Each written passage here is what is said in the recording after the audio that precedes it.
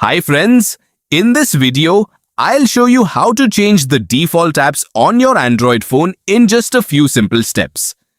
If you're tired of your phone automatically opening links, messages or files with apps you don't prefer, don't worry.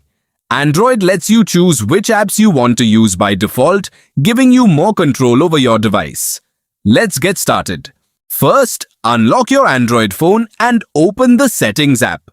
You can do this by swiping down from the top of the screen and tapping the gear-shaped Settings icon, or by finding the Settings app in your app drawer. Once you're inside Settings, scroll down until you find Apps, then tap on it. Depending on your phone's manufacturer or Android version, the menu layout may look slightly different. But the Apps section is available on nearly all Android devices. Next, tap Choose Default Apps or Default Apps, which is usually located near the top of the Apps menu. This section allows you to manage which applications your phone uses for different tasks.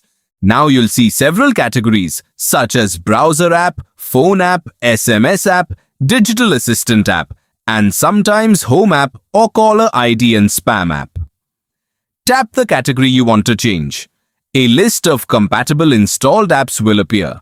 Simply tap the app you'd like to use as the new default. Your selection is applied immediately, so the next time you perform that action, Android will automatically use your chosen app. If the app you want isn't listed, make sure it's installed and supports that specific function. Some apps only appear if they are compatible with the selected category.